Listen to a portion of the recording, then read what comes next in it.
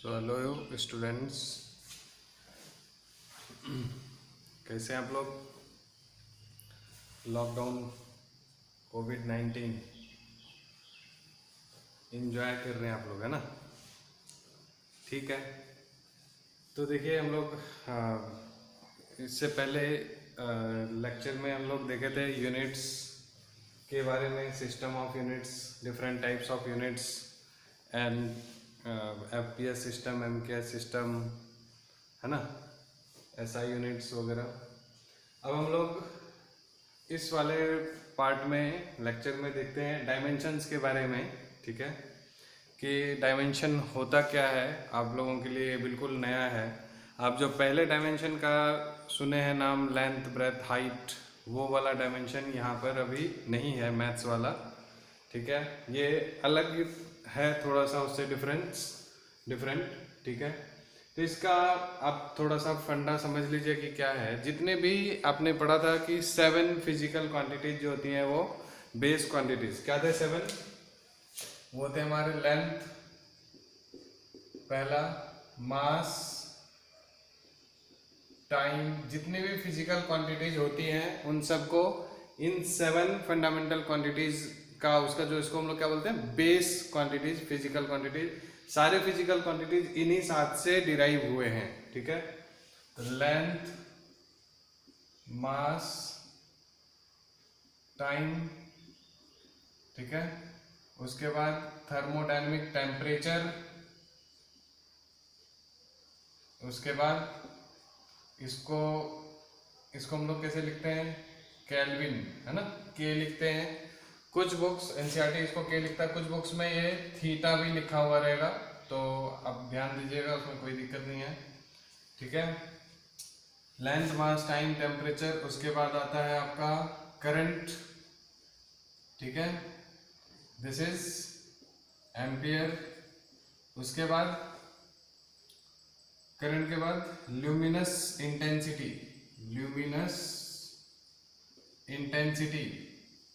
ये रिलेटेड किससे है, लाइट से, है ना, CD, कैंडेला इसकी यूनिट होती है। ठीक, और लास्ट है amount of substance, that is mole. ठीक है, समझ गए ना। तो इन्हीं को डायमेंशनली जब हम लोग दिखाते हैं तो यहाँ पर मोल हमारा MOL हो जाता है, ल्यूमिनस इंटेंसिटी CD, करंट। कुछ बुक्स में करंट को I भी लिखता है, बट एनसीईआरटी में A लिखा है, तो हम लोग उसी को A को ही प्रेफर करेंगे। ठीक है, टेम्परेचर केल्विन, के, टाइम, मास, लेंथ, ये 7 फिजिकल क्वांटिटीज हम लोग पिछले लेक्चर में देखे थे। उसमें यही सातों के सातों जो है रोल प्ले करता है पूरे फिजिक्स में। जितने भी फिजिकल क्वांटिटीज हैं सबको हम लोग इसी से डिराइव कर सकते हैं।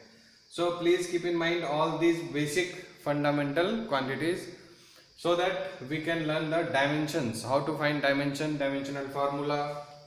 Got it?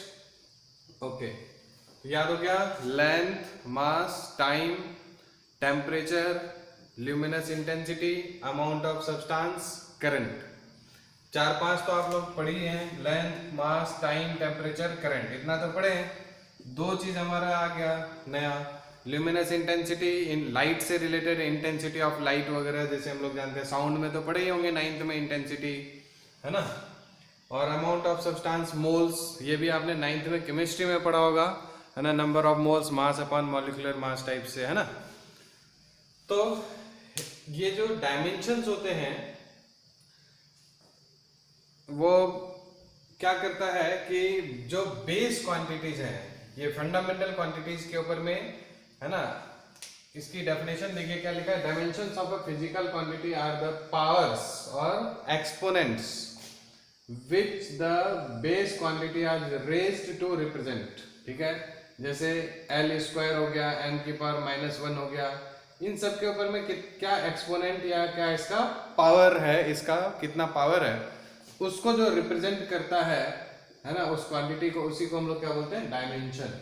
ठीक है, बेस क्वांटिटी पे कितना पावर या एक्सपोनेंट है जो उसको रिप्रेजेंट करेगा, उसी को हम लोग क्या बोलते हैं, डायमेंशंस। ठीक है, और इसको हम लोग लिखते कैसे हैं, स्क्वायर ब्रैकेट में। हमेशा ध्यान रखिएगा, जितने भी डायमेंशन होंगे उसको हम लोग किसमें लिखेंगे, स्क्वायर ब्रैकेट में। ये पहचान ही है स्क्वायर ब्रैकेट किस चीज का है, डायमेंशन का, ठीक है। और कोई एक ऐसा एक्सप्रेशन, जैसे मान लीजिए m की पावर 0 हो गई, ठीक है, l की पावर 2 हो गई, t की पावर -1 हो गई, सपोज इस तरह से कुछ भी अगर क्वांटिटी है, ठीक है, ये दिखा रहा है कि किस तरह से ये बेस क्वांटिटीज आपस में रिलेटेड है। तो देखिए, expression which shows how and which, how means कैसे ये आपस में रिलेटेड है, एंड विच मीन्स m है, l है, t है, कौन कौन से हैं, which of the base quantities represent the dimensions of a physical quantity is called dimensional formula। तो देखिए, हम लोगों को हमेशा डेफिनेशन एनसीईआरटी का रखना चाहिए, इधर उधर की डेफिनेशन नहीं पढ़नी है। तो एनसीईआरटी में दोनों डेफिनेशंस दे रखा है, आप उसी को पढ़िए, डेफिनेशन अपना नहीं बनाइए प्लीज, ठीक है। ज़्यादा अच्छा रहता है कि आप एनसीईआरटी को पढ़िए, क्योंकि जो अदर बुक्स हैं उसको एक या दो राइटर मिलकर लिखते हैं, एनसीईआरटी को, है ना, कम से कम 10 से ज़्यादा अच्छे अच्छे एक्सपर्ट्स, मतलब वहाँ पर आप समझ सकते हैं, हम मेरे जैसे टीचर्स वहाँ पर एनसीईआरटी की बुक लिखने के लिए नहीं जाते हैं, जिनका एक्सपीरियंस काफ़ी ज़्यादा होता है ना, उन लोगों को वहाँ पे रखा जाता है, एक्सपर्ट्स की टीम होती है, तो उनकी जो डेफिनेशन है और उनका जो स्किल है, way of teaching, way of thinking, way of making you learn, वो बेस्ट होता है, ठीक है। सो ऑलवेज प्रेफर एनसीईआरटी, है ना। So expression which shows how, किस तरह से, and which of the base quantities are representing the dimension of a physical quantity is called dimensional formula। Agreed? Okay, तो ये दो डेफिनेशन थे, जनरली पेपर में नहीं आता है ये सब, बस आपको समझाना था क्योंकि बुक में गिवन है, ठीक है। तो हम लोग क्या करते हैं, अब थोड़ा थोड़ा करके एक एक करके डायमेंशंस निकालना सीखते हैं, ठीक है। तो एक जो है आप हेडिंग डालिए साथ साथ कि ये फिजिकल क्वांटिटीज, और आप लोग भी साथ साथ इसको ड्रॉ कीजिए, ठीक है। फिजिकल क्वांटिटीज, एक टेबल ड्रॉ कीजिए ऐसे, है ना, इज इट विजिबल, थोड़ा थोड़ा फिजिकल क्वांटिटीज लिखा है ये, ठीक है। उसके बाद आप यहां पर आ जाइए, अगला कॉलम बनाइए फॉर्मूला, ठीक है। उसके बाद आप बना लीजिए डायमेंशन, और फिर उसके बाद बना लीजिए डायमेंशनल फॉर्मूला, डायमेंशनल फॉर्मूला, ठीक है। इस तरह से एक आप टेबल ड्रॉ कीजिए, साथ साथ जैसे जैसे मैं कराता जा रहा हूं आप भी साथ साथ करते चलिए, ठीक है। सबसे पहले हम लोग स्टार्ट करते हैं बिल्कुल बेसिक, लेंथ, मास, टाइम हम लोग देख चुके हैं। लेंथ का L होता है, मास का M होता है, टाइम का T होता है, डायमेंशन, ठीक है ना। तो इसलिए हम लोग एक अलग फिजिकल क्वांटिटी ले लेते हैं, जैसे सपोज रेडियस। एक्चुअली में रेडियस तो मैथ्स में आता है, बट यहाँ भी आता है फिजिक्स में। हमारा फिजिक्स में ये हो जाता है रेडियस ऑफ जायरेशन। आप आगे चल के इसी क्लास में 7 चैप्टर रोटेशनल डायनेमिक्स पढ़ेंगे, उसमें रेडियस ऑफ जायरेशन है, तो इसलिए वो एक्चुअली में रेडियस ही होता है, ठीक है। आप इसको चाहे तो रेडियस ऑफ जायरेशन लिख सकते हैं, but it is simply radius. तो रेडियस क्या है, एक डिस्टेंस है, तो डिस्टेंस का जो फॉर्मूला होता है वो अंडर रूट ढेर सारे स्क्वायर, रेडियस ऑफ जायरेशन जो होता है इसको हम लोग k से डिनोट करते हैं, वो ढेर सारे स्क्वायर्स का सम का अंडर रूट होता है, ठीक है। तो उसको आप इसका फॉर्मूला अभी छोड़ दीजिए, हम लोग पढ़ेंगे 7 चैप्टर में। और डायमेंशन क्या होगा इसका, L, ठीक है। और डायमेंशनल फॉर्मूला, डायमेंशन और डायमेंशन फॉर्मूला में देखिए इसमें क्या था, सिर्फ उस फिजिक बेस क्वांटिटीज पे पावर कितना रेंज है, तो 1 है, तो ये डायमेंशन हो गया। डायमेंशनल फॉर्मूला में हाउ एंड विच, ठीक है। तो हाउ, तो मास क्या है इसमें 0, L 1, टाइम कितना है 0, ठीक है। M L T के फॉर्म में आपको रिप्रेजेंट करना है। तो इसमें देखिए मास टाइम कैसे रिलेटेड है, कैसे रिप्रेजेंट कर रहा है, how and which of this, ठीक है। तो इस तरह से डायमेंशनल फॉर्मूला हो गया। क्लियर है? ओके। दूसरा आप देखिए यहां से एरिया। एरिया आप किसी चीज की फाइंड आउट करने जानते हैं, क्या होता है? Length into breadth. अब देखिए ये भी लेंथ है और ये भी लेंथ है, डिस्टेंस है ना, तो इसलिए L इंटू एल क्या हो जाएगा? L square. ठीक है, तो इसमें मास और टाइम नहीं है, तो मास 0 m 0 L 2 T 0, इस तरह से इसका डायमेंशनल फॉर्मूला हो जाएगा। एग्रीड? थोड़ा सा और आगे बढ़ जाते हैं, वॉल्यूम ले लेते हैं हम लोग। ठीक है, तो वॉल्यूम क्या होता है? L into B into H, इसका फॉर्मूला होता है। तो ये भी L L L है ना, लेंथ है तीनों, तो क्या हो जाएगा? L cube. तो यहां फिर से m0 L क्यूब या L3 T0, this is your dimensional formula. Getting और नॉट? इजी है। उसके बाद आप मास और वॉल्यूम का रिलेशन, जैसे हम लोग इसको मास डेंसिटी बोलते हैं। डेंसिटी बहुत सारे तरह के हम लोगों को पढ़ना है, pressure density, energy density, mass density, 12th में जाएंगे तो चार्ज डेंसिटी। ठीक है, तो अभी मास डेंसिटी का फॉर्मूला क्या होता है? Mass upon volume. ठीक है, हम लोग 9th में पढ़ चुके थे, मास अपॉन वॉल्यूम। तो मास का क्या हो जाएगा? m, और वॉल्यूम का m अपॉन L क्यूब। समझ आ रहा कि नहीं? ठीक है, तो ये क्या बन जाएगा हमारा? m तो है पावर 1, L ऊपर जाएगा m L3 -3, और टाइम इसमें नहीं है, तो क्या हो जाएगा? m L -3 T0। Clear? Simple? Are you getting? Okay, ठीक है। नेक्स्ट इसके बाद हम लोग देखते हैं फ्रीक्वेंसी। आप लोग थोड़ा बहुत पढ़े होंगे फ्रीक्वेंसी के बारे में, नंबर ऑफ साइकिल्स पर सेकेंड। इसको हम लोग है ना न्यू से डिनोट करते थे, 9th में पढ़ते थे, है ना, न्यू। और ये होता था 1 अपॉन टाइम पीरियड। ठीक है, तो टाइम पीरियड को T बोलते हैं, है ना, T से होगा टाइम, क्या है हमारा? टाइम पीरियड टाइम है, तो उसका T तो ऊपर जाएगा तो T -1। ठीक है, तो इसलिए क्या हो जाएगा? ये m0 L0 T -1। So this is the dimension of frequency. Getting? उसके बाद हम लोग चल लेते हैं थोड़ा सा इससे अलग, कौन सा? वेलोसिटी चलते हैं। ठीक है, v से इसको डिनोट करते थे, और ये होता था क्या? Displacement upon time. हम लोग पढ़ चुके हैं 9th में? नहीं, 9th में हम पढ़ते ही नहीं थे, टाइम पास करते थे। ठीक है, तो डिस्प्लेसमेंट अपॉन टाइम। डिस्प्लेसमेंट क्या है? लेंथ है, और डिवाइडेड बाय टाइम। ठीक है, दोनों का डिफरेंस रेशियो हो जाएगा, तो क्या हो जाएगा? इसमें m वाला टर्म नहीं है, so this is m0 L, और T रेसिप्रोकल था, मींस नीचे है, तो T -1। गॉट? ओके। उसके बाद फिर आप, ठीक है ना, वेलोसिटी। अच्छा, अगर आपसे पूछे स्पीड का क्या होता है? डिस्टेंस अपॉन टाइम, है ना, और इसको भी v से डिनोट करते हैं, तो ये क्या होगा? Distance upon time.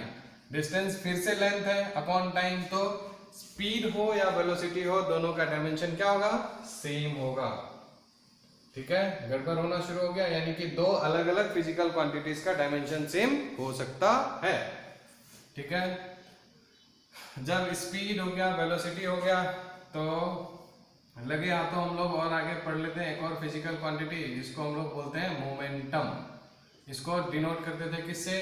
P से, और P equals to momentum equals to it is the product of mass and velocity. याद आ रहा है? थोड़ा बहुत बचपन में पढ़ते थे momentum, law of conservation of momentum. Collision होता था, दो बॉडीज टकरा जाते थे एक दूसरे से।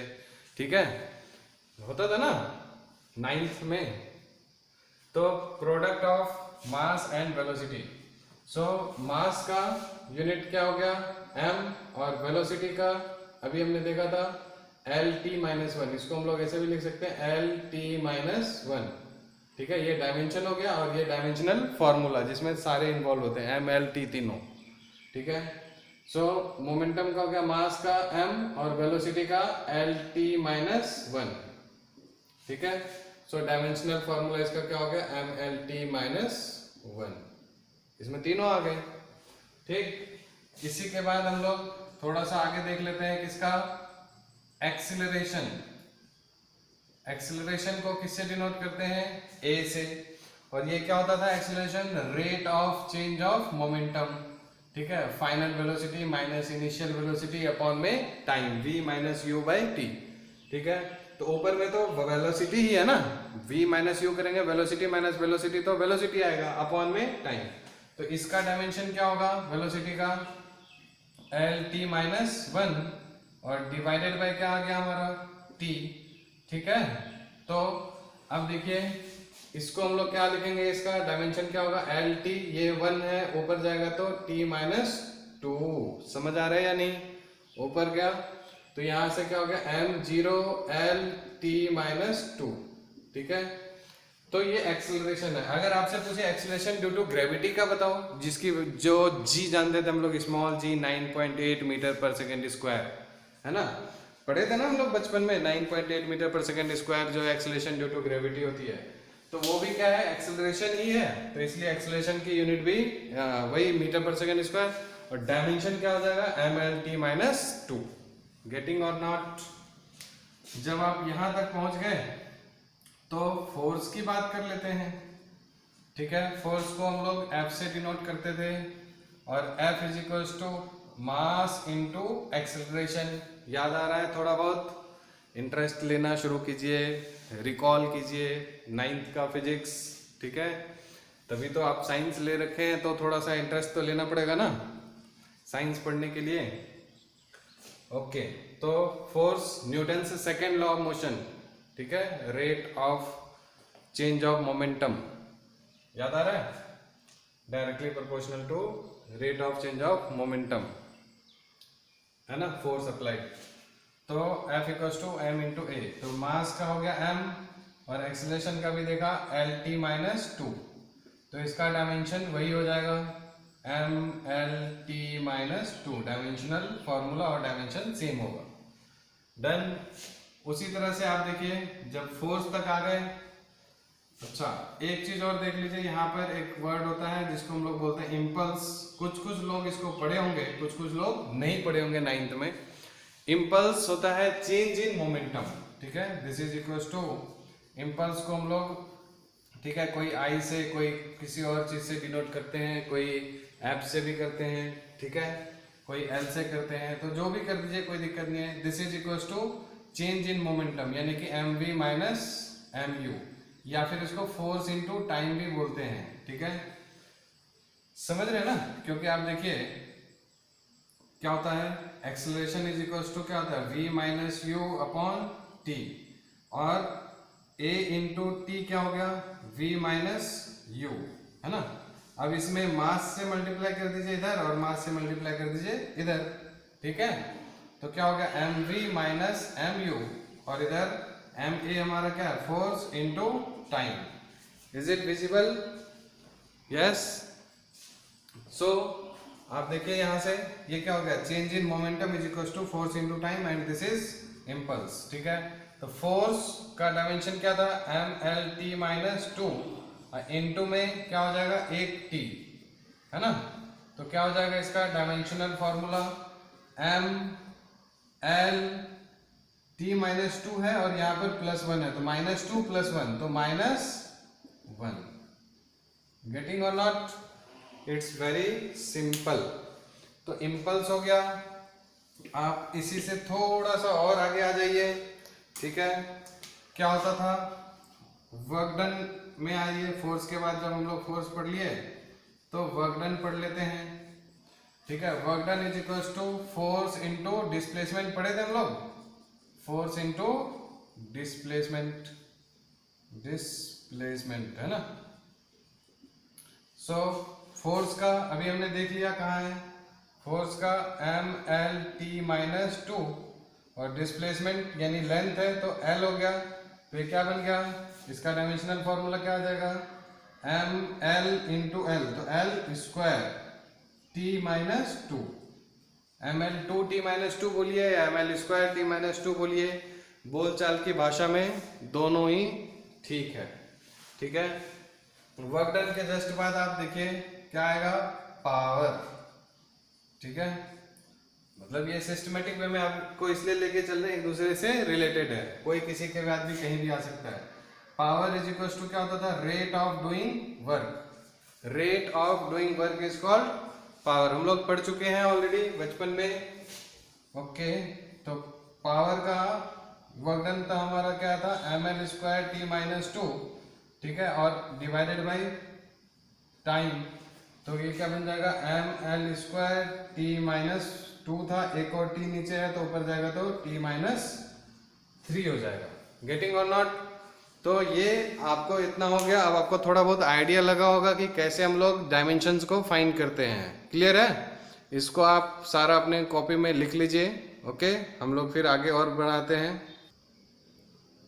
ठीक है, यहाँ तक हम लोग कर चुके। कितना टोटल कितने नंबर थे, 10 हो गए होंगे शायद। ठीक है, तो 10 हो गए या 11 ऐसे कुछ हुआ होगा, तो मैं 11 से स्टार्ट कर रहा हूँ। ठीक है, तो हम लोग पहुँच गए थे कहाँ तक, इससे पहले हमारा पावर हो गया। उसके बाद एक और टर्म हम लोग बोल सकते हैं वेलोसिटी ग्रेडियंट। ठीक है, वेलोसिटी ग्रेडियंट। देखिए, जो कोई ग्रेडियंट आज से आपकी ज़िंदगी में एक नया टर्म ऐड हो गया, इससे पहले शायद आप नहीं सुने होंगे। ग्रेडियंट का मतलब होता है कोई भी फिजिकल क्वांटिटीज़ को अगर हम डिस्टेंस से डिवाइड कर दें, किससे, डिस्टेंस से डिवाइड कर दें, तो वो क्या बन जाता है, ग्रेडियंट। जैसे प्रेशर अपॉन डिस्टेंस तो pressure gradient, energy upon distance तो energy gradient, velocity upon distance तो वेलोसिटी ग्रेडियंट। ठीक है, टेम्परेचर अपॉन डिस्टेंस तो टेम्परेचर ग्रेडियंट, है ना। तो उसी तरह से वेलोसिटी ग्रेडियंट, तो इसका फॉर्मूला क्या हो जाएगा, वेलोसिटी अपॉन में डिस्टेंस। ठीक है, एग्रीड? तो वेलोसिटी का क्या होता है, अभी हमने थोड़ी देर देखा था पहले,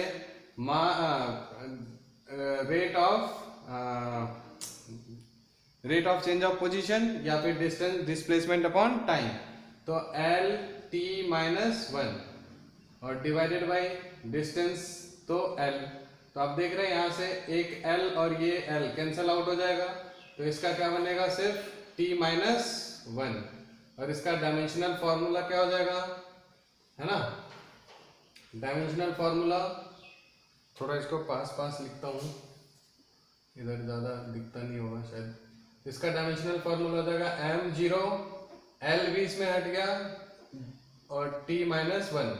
तो आप देखिए वेलोसिटी ग्रेडियंट का जो डायमेंशन है फ्रीक्वेंसी से मैच कर रहे हैं, क्योंकि टी माइनस वन है, 1 टाइम पीरियड, तो फ्रीक्वेंसी का जो आया था वही इसका भी होगा। ठीक है, सिमिलरली आप देखिए किसका, प्रेशर ग्रेडियंट का।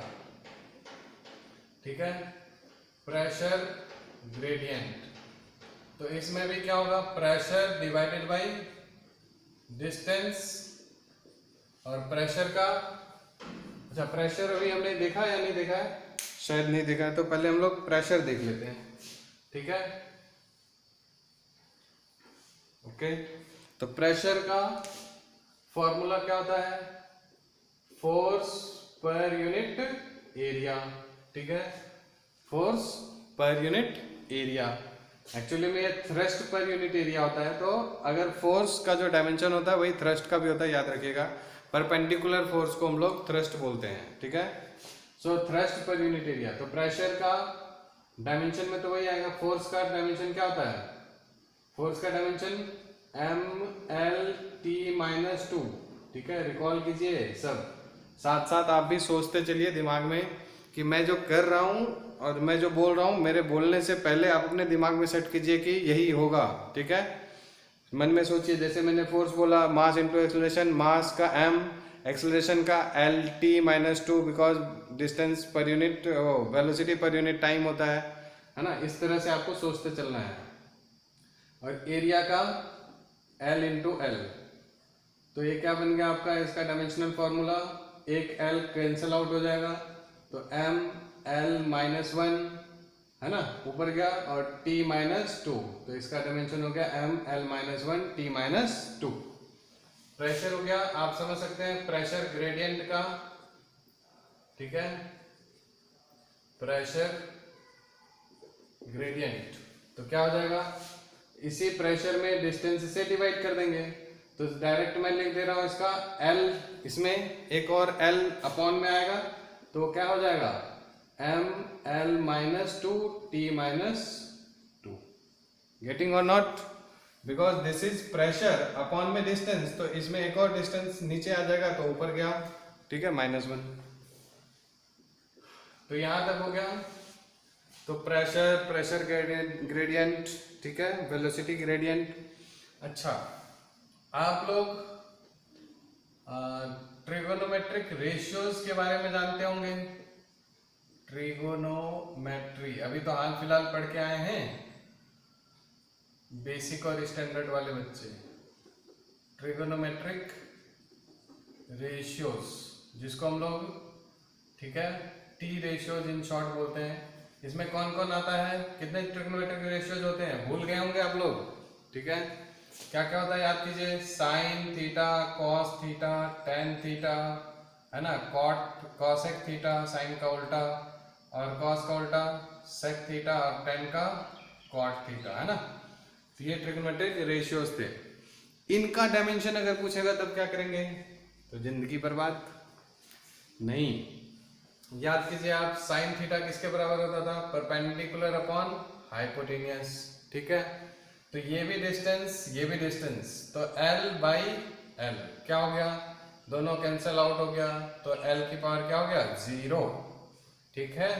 तो इसका डायमेंशन क्या हो जाएगा, M0 L0 और T0, ना ही मास, ना ही लेंथ, ना ही टाइम। खतरनाक टाइप का हो गया ये तो, यानी इसका कोई डायमेंशन नहीं है। This is a dimensionless quantity, ठीक है। लेकिन इसकी यूनिट होती है कि नहीं होती है, कोई यूनिट होती है कि साइन थीटा की, क्या होती थी यूनिट, याद है, साइन थीटा इक्वल्स टू क्या, मीटर, सेंटीमीटर, कुछ भी नहीं होता था। साइन थीटा की कोई यूनिट नहीं होती है, एक सिर्फ कांस्टेंट होता था, ठीक है। So it this type of trigonometric ratio जो क्वांटिटीज है, these are the physical quantities which do not have unit and as well as dimension, ठीक है। तो आपसे पेपर में क्वेश्चन भी आ सकता है कि unit less dimension less quantity के बारे में का एग्जाम्पल लिखिए, तो उसमें ट्रिगोनोमेट्रिक रेशियो सबसे पहले लिख देंगे, ठीक है। और देखिए सब में cos थीटा भी base upon hypotenuse, tan theta perpendicular upon base, cosec theta sine का उल्टा, है ना। तो सब में डिस्टेंस अपॉन डिस्टेंस है, इसलिए सारे कैंसल आउट हो जाएंगे। तो इसका जो क्या बोलते हैं, इसको डायमेंशन M0 L0 T0 ही होगा, ठीक है। इसी बेस पे आपको एक और चीज याद आएगा, रिफ्रैक्टिव इंडेक्स, ठीक है, रिफ्रैक्टिव इंडेक्स। इसको हम लोग n से डिनोट करते थे। दो तरह का रिफ्रैक्टिव इंडेक्स होता था, एब्सोल्यूट और रिलेटिव, ठीक है। तो उसमें क्या होता था, refractive index is equal to sine I upon sine R, ठीक है, यहां से भी समझ सकते थे, या फिर C/V होता था, absolute refractive speed of light in, है ना, vacuum divided by speed of light in medium. तो ये भी वेलोसिटी, ये भी वेलोसिटी, तो कोई भी डायमेंशन नहीं होगा इसका। उसी तरह से साइन I का भी कोई डायमेंशन नहीं, साइन R का भी कोई डायमेंशन नहीं। अरे साइन I मतलब sine theta, cos sine R मतलब साइन थीटा, तो कोई डायमेंशन नहीं। तो इसका भी रिफ्रैक्टिव इंडेक्स का भी कोई भी डायमेंशन नहीं होगा। और यूनिट होता था, याद कीजिए, रिफ्रैक्टिव इंडेक्स का यूनिट क्या होता था, कुछ भी नहीं होता था, ठीक है। दिमाग पे जोर क्यों डाल रहे हैं। So these two trigonometric ratios and refractive index are unitless as well as dimensionless quantities. Clear? Very clear. Okay. अब हम लोग थोड़ा सा और आगे बढ़ते हैं।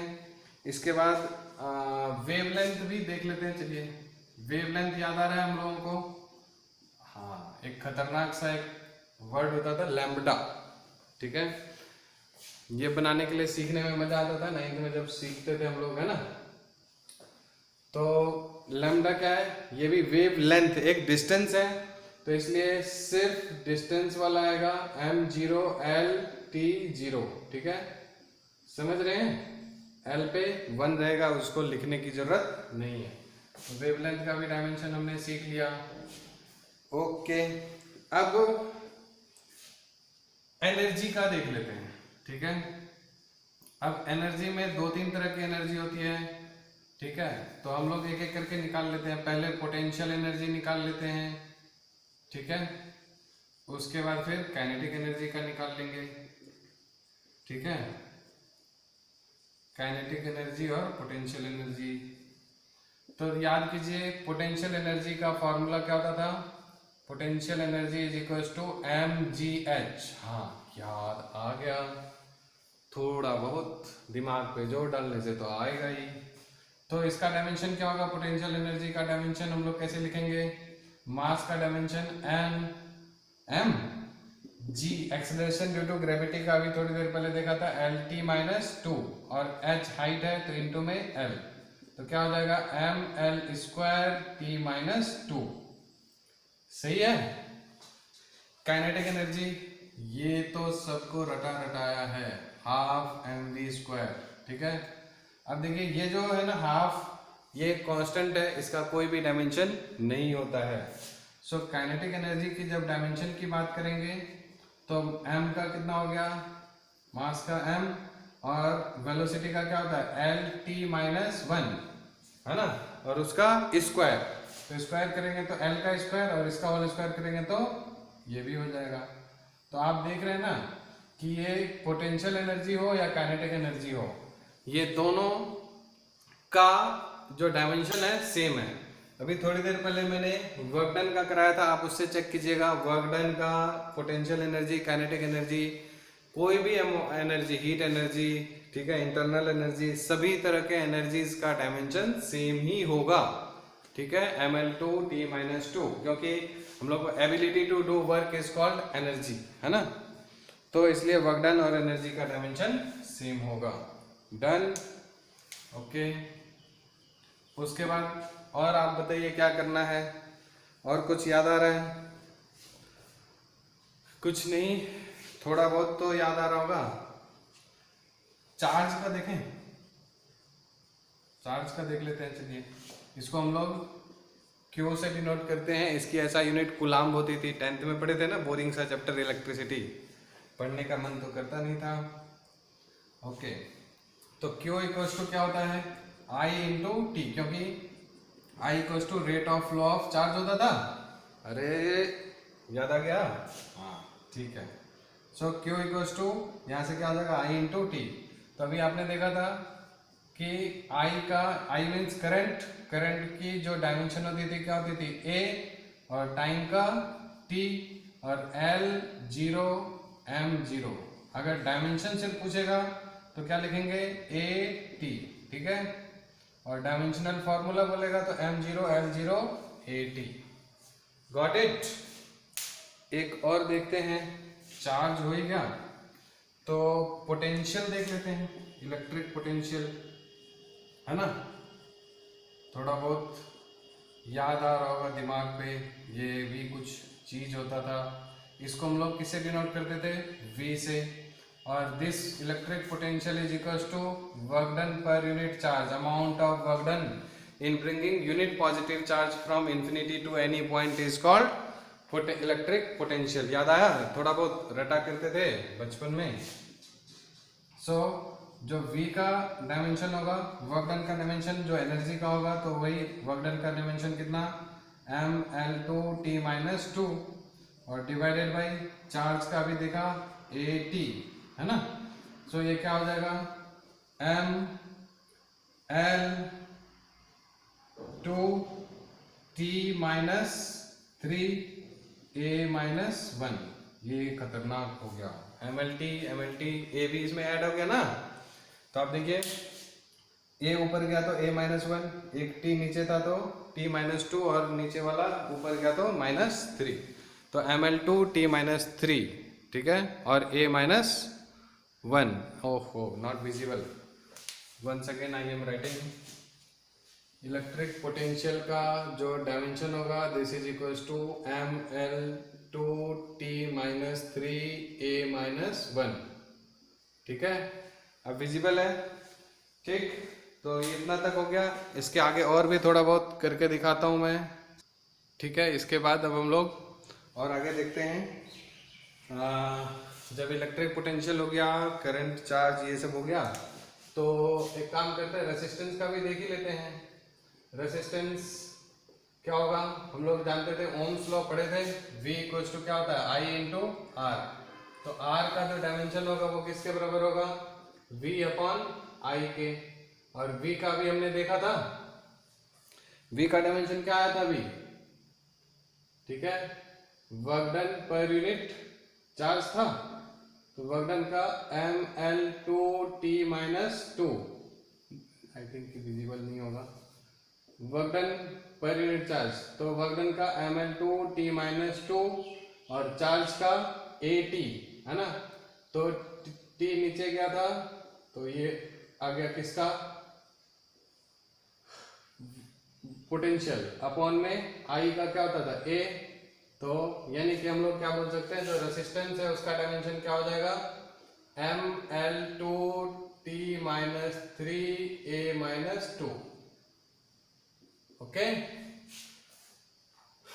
इसके बाद और अब हम लोग एक और देख लीजिए, एक प्लैंक कांस्टेंट का आता है, पेपर में पूछा जाता है ये बहुत बार। ये कोई आपके लिए थोड़ा सा नया है, ठीक है। अब धीरे धीरे करके हम लोग जैसे चैप्टर आगे बढ़ेगा तो हम लोग सीखते जाएंगे ये सब चीज़ कैसे निकालना है। लेकिन ये देख लीजिए, पेपर में आता है ये प्लैंक कांस्टेंट। इसको हम लोग किससे डिनोट करते हैं, H से। एक फॉर्मूला होता है इसका, E equals to H nu, ठीक है। Energy is equals to Planck constant into में frequency. So H is equals to क्या हो गया, E अपॉन न्यू। समझ गए। तो यहाँ से एनर्जी तो वही वर्क डन के बराबर ml स्क्वायर t माइनस 2 और डिवाइडेड बाय फ्रीक्वेंसी का कितना होता है, 1/t, ठीक है ना। तो हम लोग ये बोल सकते हैं, जो प्लैंक कांस्टेंट है उसका डायमेंशन इज इक्वल्स टू हो जाएगा ml2, ये ऊपर गया तो -2 था, +1 हो जाएगा तो t माइनस 1, ठीक है। ये तक ये सब समझ में आ रहा है आपको, प्लैंक कांस्टेंट। उसके बाद एक और देख लीजिए, स्ट्रेस बोलते हैं। स्ट्रेस आपको क्या है, आप अपनी बुक में जाइए, एनसीईआरटी में ये सब दिया हुआ है। पेज नंबर आपको मैं दिखा देता हूँ। हाँ, ये देखिए अपनी बुक के एनसीईआरटी में सबसे लास्ट में जाएंगे। मेरे बुक में बहुत पुरानी बुक है, 214 पेज नंबर पे अपेंडिक्स A9 है। ये ऐसे करके आपको दिया हुआ है, ठीक है, इस तरह से। तो इसमें 11th क्लास के सिलेबस में आपको 56 तक जो है ना करना है, ठीक है, ओनली। बाकी 12th में जाके करना है। तो 56 नंबर तक आप जाके इसको घर पे खुद से ट्राई कर सकते हैं, ठीक है ना।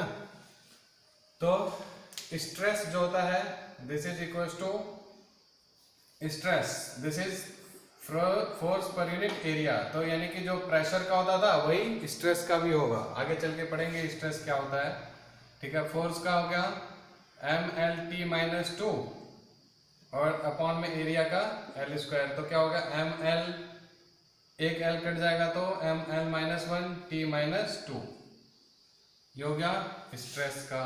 Got it, okay. उसी तरह से एक और क्वांटिटी होती है स्ट्रेन, ठीक है। ये होता है चेंज इन डायमेंशन अपॉन में original dimension, means change in length upon में ओरिजिनल लेंथ। तो चेंज इन लेंथ ये भी L हो गया और ये भी L हो गया। ये सब क्वांटिटीज के बारे में हम लोग आगे चल के समझेंगे, कितना स्ट्रेन है, कितना क्या स्ट्रेस, स्ट्रेन, ये सब। सॉलिड्स नाम का एक चैप्टर है, चैप्टर नंबर 9, उसमें डिटेल से पढ़ेंगे। तो ये हो जाएगा L0, है ना। तो M0, L0, T0। तो ये भी एक इम्पॉर्टेंट है, क्योंकि ये जो स्ट्रेस स्ट्रेन एक चैप्टर है उसमें, हाँ, ये इसलिए इम्पोर्टेंट है क्योंकि इसका जो है डायमेंशन कुछ भी नहीं है, ठीक है। तो बिना डायमेंशन के और इसका यूनिट भी कुछ नहीं होता है, ठीक है, इसलिए ये इम्पोर्टेंट है इस यूनिटलेस डायमेंशन लेस क्वांटिटी के लिए, ठीक है। ओके, उसके बाद फिर हम लोग थोड़ा सा और आगे देख लेते हैं।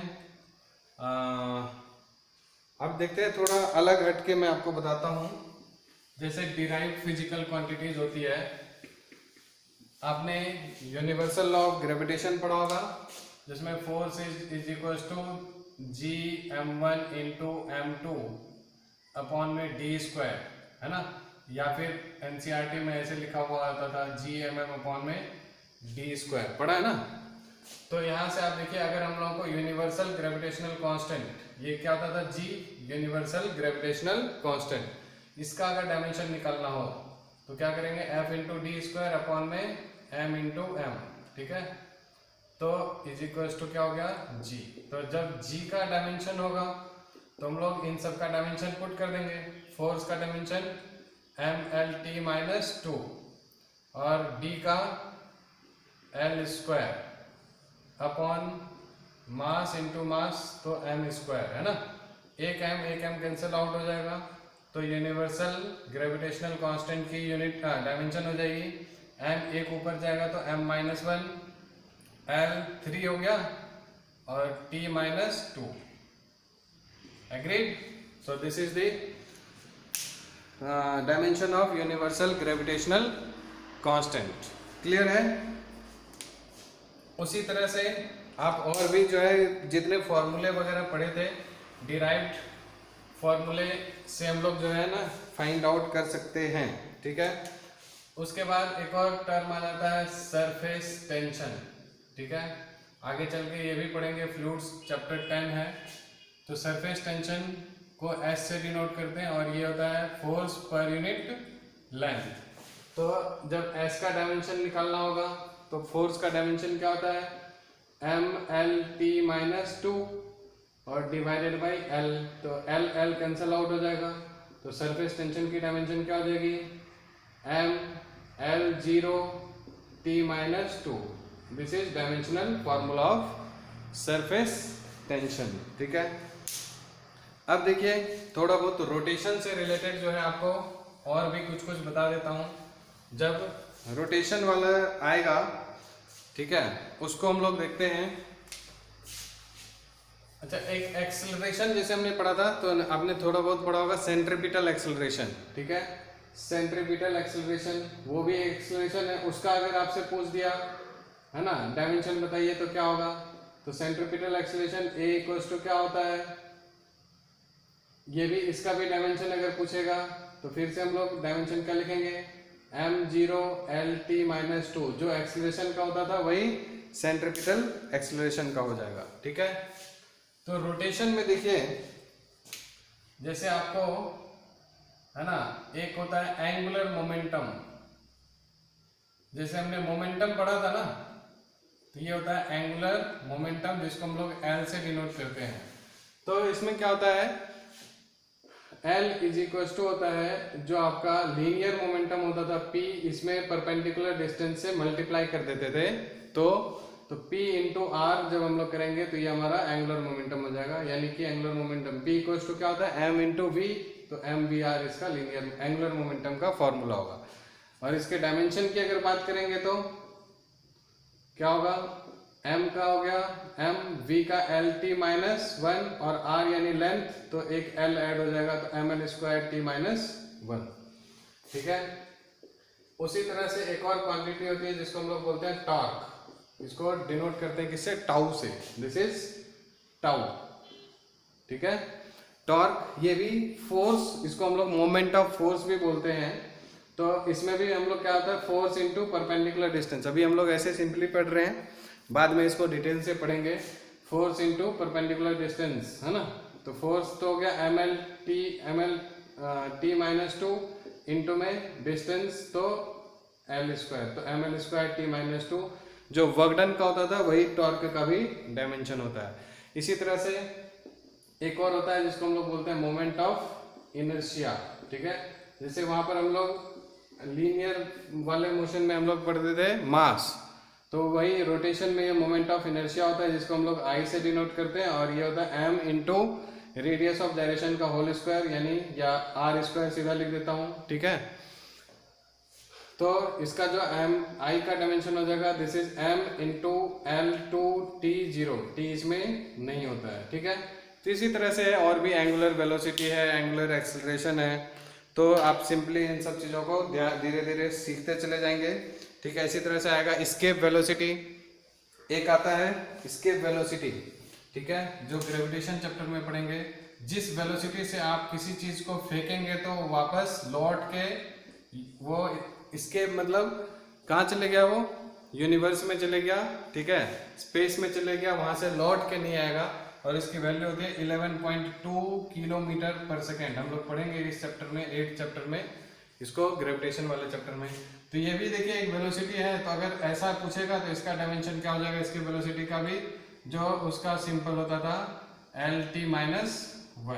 ठीक है, तो इसी तरह से है। ठीक है, और बाकी हम लोग नेक्स्ट लेक्चर में देखेंगे। ठीक है, थैंक यू।